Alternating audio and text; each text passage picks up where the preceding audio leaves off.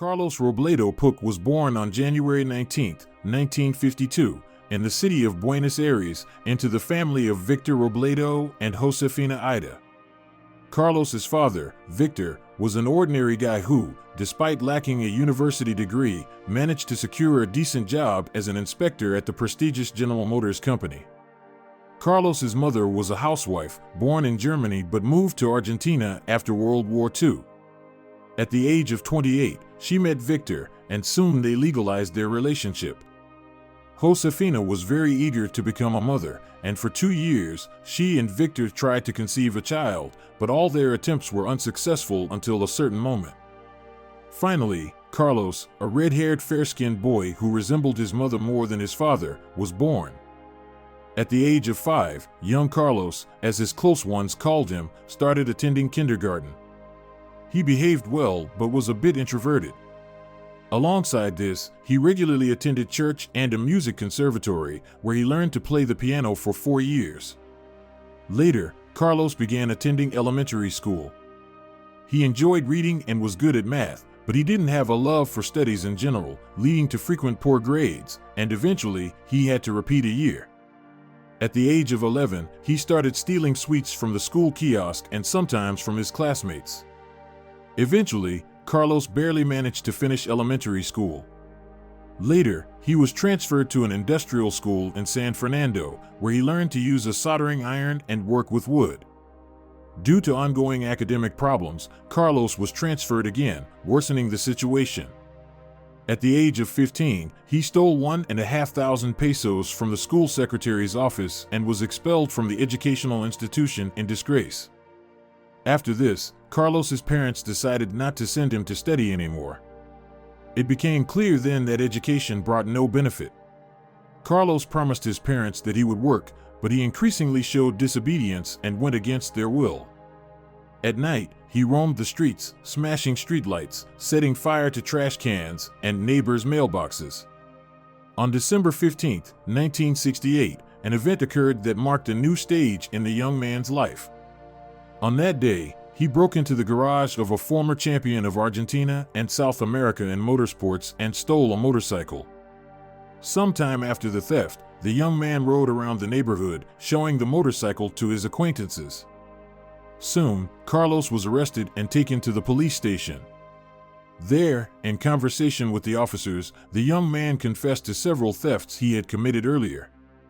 As a result, the court sent him to a juvenile correctional facility. His parents did their best to hide this fact from their acquaintances to maintain the family's normal appearance. After some time, the young man's parents were allowed to take him home. The director of the correctional facility reported that during his stay, Carlos never formed any friendships with other young people. In a personal conversation with the director, the boy said that he didn't support any communication with his parents, as he believed that they didn't understand him at all. At the age of 17, Carlos entered the institute. He tried to work on himself, study, and stop stealing. In the institute, he met a young man named Jorge Antonio Ibanez. Jorge told Carlos that at night, he broke into churches and stole the alms left by parishioners. Eventually, the young man agreed that someday they would pull off some venture together. From that moment, they began to behave very poorly. They teased and lectured teachers and had daily scandals with classmates. Eventually, both guys were expelled from the university. Carlos and Jorge spent all their free time together. Carlos even met the father of his new friend, a man with a criminal past, who, on their first meeting, taught him how to shoot a rifle. From that day on, the young man practically stopped coming home, as he was tired of the rules and restrictions set by his parents. Together with Jorge, they neither studied nor worked, but only fantasized about becoming millionaires after some major robbery. In September 1970, the young men began planning the robbery of a jewelry store. They pledged to each other to kill anyone who stood in their way, but they didn't have to do so. They infiltrated the store through the roof, looted all the display cases, and headed to the hotel where Ibanez was staying. There, they split the proceeds into 2 equal parts. 2 weeks later, the young men broke into an auto repair shop and stole 2 motorcycles, planning to ride to Mar del Plata, a city 400 kilometers from the capital. However, Carlos's motorcycle developed a technical issue on the way. When Jorge stopped to help his friend, a patrol car drove by. The police officers noticed the young men and asked them for identification, which they didn't have. As a result, they had to go to the police station and spend the night there. The next morning, fingerprints were taken from the thieves. Carlos was released with the condition that he would return within an hour with all the documents for the motorcycle. However, the young man took a taxi, retrieved the loot from the jewelry store robbery, and went to Mar del Plata. There he sold some of the stolen valuables and laid low, only frequenting nightclubs or strolling along the coast. After some time, he met a young man named Hector Somoza, while Jorge Ibanez spent several weeks in the police station until his father pulled him out. Jorge and his father were angry at Carlos, considering his actions a betrayal. Sometime later, Jorge met Carlos, accompanied by his new acquaintance Hector, at the doors of a pizzeria. Carlos introduced the young men to each other, and they went to the movies together. After watching the movie, Carlos and Jorge stepped aside to talk privately. In the end, the criminal duo planned a new robbery and carried it out the next day, breaking into a safe in a private home using a soldering iron and a screwdriver. On March 15, 1971, the bloody part of Carlos's criminal journey began. Since then, together with Jorge, they had already robbed several nightclubs. Now they had to break into another club from which Jorge had been expelled a few days earlier for a fight with the bartender. They easily entered the premises, caused a riot, stole some records, and a .32 caliber revolver. The young men were about to leave when Ibanez noticed two people sleeping in one of the rooms. Without much thought, Carlos fired a shot into the heads of the sleeping individuals, who were Pedro Mastinardi, the nightclub manager, and Manuel Godoy, the night security guard. On May 3rd of the same year, the criminal duo robbed a store selling auto parts. The store was located on the first floor of a private house where the owner's family lived. The head of the family, a man named Jose, woke up in the middle of the night upon hearing footsteps from the first floor. He got out of bed and tried to see what was happening. Unbeknownst to him, one of the criminals stood in the shadow behind him, holding a gun to his head. Jose didn't have time to take a few steps before Carlos shot him in the head. The sound of the shot woke up the murdered man's wife, who screamed as soon as she woke up. Carlos shot her twice, hitting her shoulder and once in the neck. The woman fell silent, and the shooter assumed she was dead. The criminals then took all the money they found in the house and disappeared, satisfied with another successful robbery. On May 24, 1971, Carlos and Jorge devised a new plan, in which they would rob a supermarket by entering through a window on the roof. Once inside the store, Carlos noticed a guard peacefully sleeping on a table. Juan Scaton, as the man was called, never woke up from the noise caused by the robbers' intrusion. The young men could have carried out the planned robbery and left calmly, but that wasn't enough for them. Carlos approached the sleeping guard, aimed, and then fired several shots from his pistol. Then the robbers went to the office of the manager, broke the door lock by hitting it with a fire extinguisher, and stole a substantial amount of money. On June 13th of the same year, Jorge stole a car from a guarded parking lot, leaving the night guard alive, and then went to look for Carlos, who was drinking in one of the bars. Cruising around the neighborhood, the friends noticed a young girl who was destined to become their new victim. Threatening her with a gun, they forced Virginia Rodriguez to get into the car with them and follow them to a suitable place to commit the crime. Upon reaching the destination, Ibanez moved to the back seat of the car and subjected the girl to violent sexual acts. Then he pushed Virginia out of the car and told her she could go. The girl tried to escape, but Carlos inconspicuously followed her. When he was about 3 meters away, the young man fired 5 shots into her back. On June 20th, on Father's Day, Carlos's parents accidentally met him on the street. Joseph begged his son to come back home, and the young man agreed. However, he laid out some conditions. He asked his mother to accompany him to the car dealership and buy him a car. Carlos said he had the necessary amount of money, but he needed his mother to register the car in her name. On June 24th, Carlos and Jorge, as often happened, were driving around the outskirts. Ibanez saw a girl walking alone who immediately caught his attention. Jorge asked his friend to stop the car next to her, then he got out of the car and, using a revolver, forced 23-year-old Ana Maria to get into the vehicle. After that, the young men went to the same secluded place where they had killed another young girl before. There, Jorge tried to undress the victim, but she began to resist. In the end, the young man gave up and told Ana Maria that she could leave. The girl quickly ran out of the car and ran a few meters before her life was abruptly ended. Carlos shot her 7 times, showing no emotion.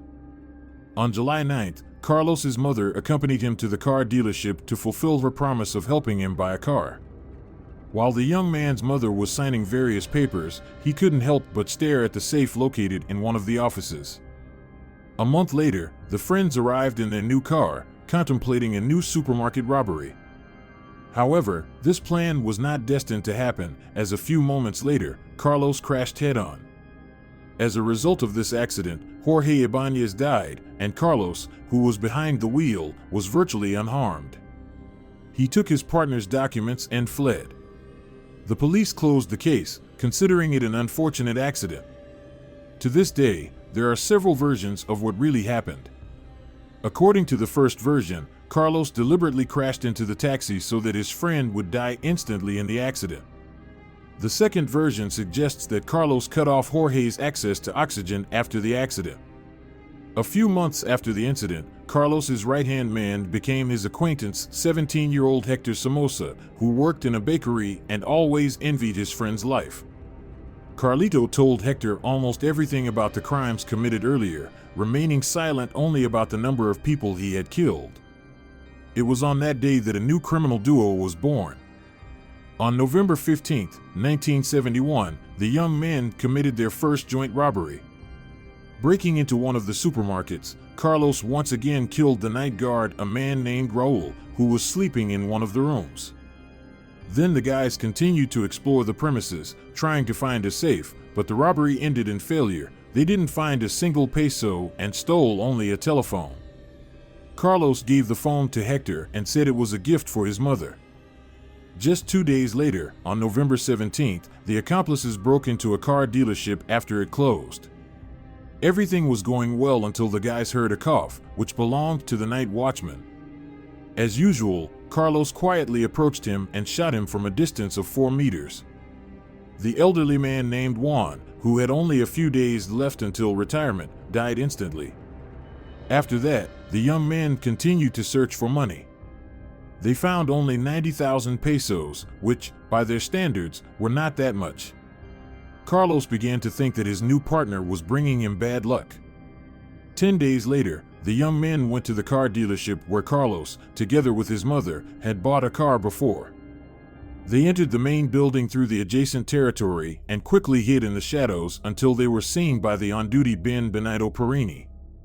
Carlos and Hector approached the man from behind, and although the guard asked the robbers not to kill him, unfortunately, despite his plea to spare his life, he became the 9th victim of the young killer. Carlos shot the man 3 times, and then went to open the safe with a soldering iron. After a few hours, the safe door gave way, and the robbers managed to take out 1.5 million pesos. Hector Somoza was sincerely happy with such a large sum, as he had never seen so much money. As a result of this robbery, the guys agreed to take a mini vacation and step away from their criminal activities for 2 months. On January 19, 1972, unknowingly, Carlos celebrated his last birthday as a free man. On February 3rd, Hector suggested to his comrade to rob a metal and hardware store, and, of course, Carlos agreed. Breaking into the agreed-upon store, the young men again noticed the night guard. By a stroke of luck, they caught Manuel Azevedo off guard and shot him in the head. Afterward, they went to the office and started working on the safe, using the familiar soldering iron. The safe was quite large, meaning the guys had to deal with it for several hours. After some time, the internal locks of the safe gave way, and the robbers managed to open the door, finding over 1 million pesos inside. Carlos began to slowly put the money into a bag. At that moment, Hector, standing behind him, pointed the gun at Carlos. It's unknown whether it was a joke or real, as the circumstances of this story were narrated by Carlos himself. According to him, he felt the gun barrel on his back, instinctively turned around, hitting Hector in the chest with his elbow. Struck by the blow, the guy fell and dropped the gun. At that moment, Carlos grabbed his weapon and without any hesitation shot Hector, who swiftly died. A few minutes later, Carlos found a bottle of alcohol in one of the rooms, poured its contents on Hector's body, and threw a lit match at him. Then he burned each finger of the victim and his face with a soldering iron to complicate the process of identifying the body. However, in haste, Carlos forgot to check Hector's pockets, where miraculously surviving documents were later found. Several hours after the incident, the police were already at the doorstep of the house where Hector's mother lived. That's when the story began to unravel.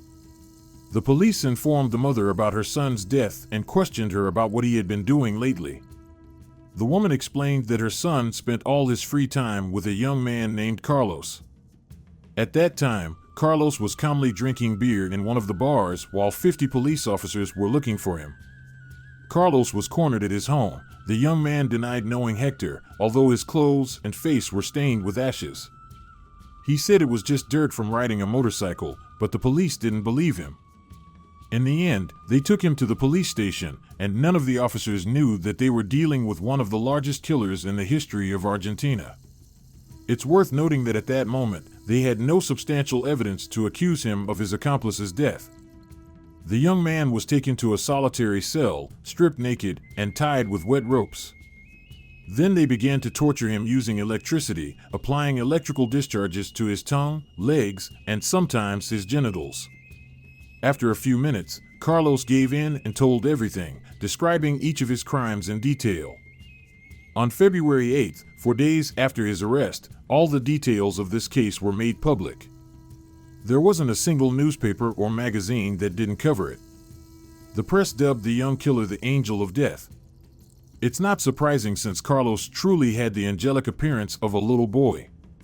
The parents of the criminal immediately faced an endless wave of criticism from society, blaming and seeking to hold them responsible.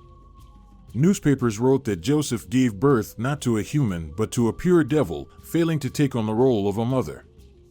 In July 1973, Carlos managed to escape from prison. He staged an asthma attack and, accompanied by one of the inmates, ended up in the medical infirmary. Left unguarded for a while, the criminals attempted to escape. The young man had previously braided several bed sheets together and used them to descend from one of the prison walls. That morning, a thick fog enveloped the city, preventing the guard on the wall from observing the movement of the fugitives. However, the man still noticed the silhouette of Carlos's accomplice on the wall and thwarted his escape with a machine gun burst. Carlos was quickly captured. 3 days later, he was found sleeping in one of the boats at the pier by 2 plainclothes policemen. They asked the young man to identify himself and didn't even threaten him with weapons. Carlos, who apparently hadn't eaten anything for several days, was severely exhausted. He told the men that he was the one they were looking for, and they immediately handcuffed him. On August 4, 1980, the long-awaited trial finally began, divided into several stages. During this time, about 100 witness testimonies were heard. In November of the same year, Carlos Robledo Puch was sentenced, facing 36 counts of charges, including 10 counts of murder with aggravating circumstances, 1 count of simple murder, 16 counts of robbery with aggravating circumstances, 2 counts of rape, 2 counts of kidnapping, and 5 counts related to minor thefts. As a result of the charges against Carlos, he was sentenced to life imprisonment. Later, the Angel of Death was transferred to the infamous Sierra Chica prison, where he spent a significant part of his life. In 1993, Josephine, the mother of the criminal, passed away. Rumors suggest that she took her own life. She was the only person who periodically visited Carlos. In 2005, the man's father died. Since then, he has officially remained alone. There is no one left alive who would be waiting for him to be released. As of the current year, Carlos has spent a total of over 50 years in prison, surpassing the world record for time spent in confinement set by Charles Manson, who spent over 45 years in prison. A life sentence in Argentina is equivalent to 35 years, meaning that technically Carlos should have been released over 15 years ago. It turns out that he has served his term and is in prison illegally. The appellate court regularly rejected his requests for release, citing the completion of his sentence. Authorities, on their part, are unwilling to release the murderer as they are confident that he will no longer be able to integrate into society. Moreover, the release of such a person would undoubtedly cause a scandal because no one wants to put their signature on a document allowing the angel of death to freely roam the streets of the country.